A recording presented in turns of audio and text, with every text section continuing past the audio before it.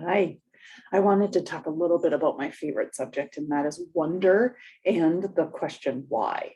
I love to ask the question why, but not the judgmental why. Why did they do that? Oh my gosh, more of the curious why. I wonder what would bring somebody to make that choice. So, sitting in curiosity of the wondering why.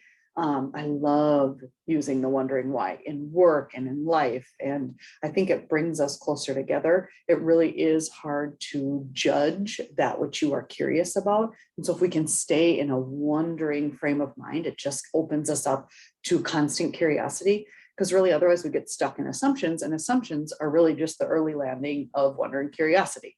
And so, curiosity and wonder and the wondering why keeps you kind of in that aerial view space of considering different things instead of landing in something that you just assume this is why and how come.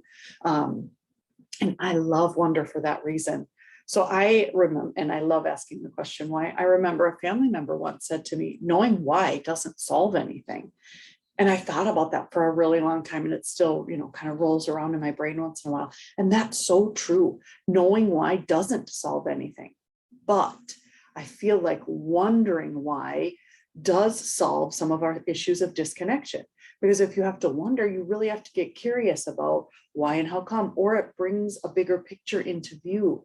I think about this like with teens or adolescents or kids. I had this experience recently where I had noticed people were getting flat tires in kind of the very same spot in the road.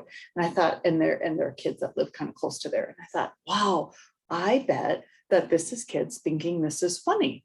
And so that made me really curious and wonder around. I wonder if these kids have considered the bigger picture of what this means to the person in which their humor is kind of the product of. And so I thought, wow, this could be funny for a kid, to watch people's tires get popped if they don't have to wonder about anything past that, anything past just the tire getting popped. And then, yeah, if you just think of it from that could be kind of funny. But if we could use the power of wonder with kids instead of shaming, I can't believe you did that to these people, but really use the power of curiosity and wonder to help them see and wonder around, what does that mean for each of these people that their tire was popped? Could, you would have to seek out the story, but could it mean that Mr. Larson's tire was popped and then his daughter was late for school and she had a math test that she didn't make it to and that made her overstressed? Do you know what I mean? I think we could connect people to the bigger ripples that we are connected to in every thought, word, and deed. And so this brings me to, I love the idea of wandering around. And so we always wander around in our thoughts kind of aimlessly if you kind of just wander, but we could get intentional about wandering around in our thoughts and infusing this really curiosity based wondering why within life, and to kind of find possibilities. So you hear a lot about the power of yet, right? I'm not yet this, and it helps in manifestation, and that's so true that it does. But equally, there is this power of now. And I feel like wondering why or wondering around things helps us link to the power of now within and married to what is our power of yet. And so it makes me think, this is how we can grow teens and kids in this area of expanding their wondrous thoughts, but also for us in things like our power of yet. So I've worked with people where their power of yet is, I'm not yet sober, but manifesting, but I will be.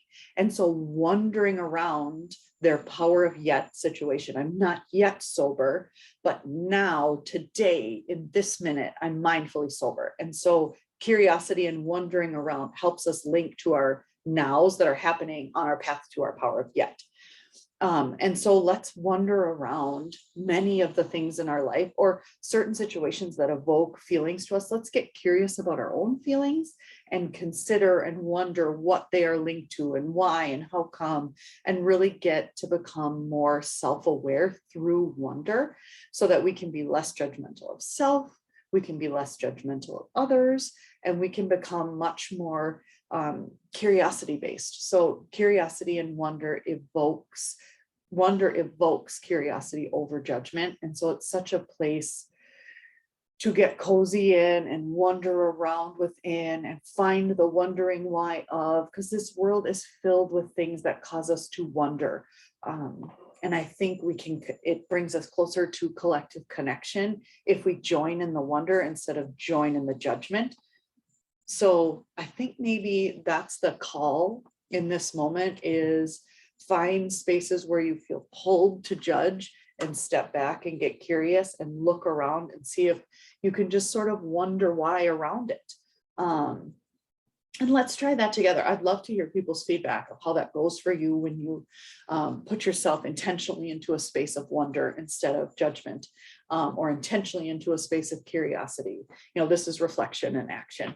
So I would love to hear from people how this goes for you, or if you see it as helpful. Get in touch with me. My website is on the YouTube channel or on any of my social media. So I would love to connect. Have a great day.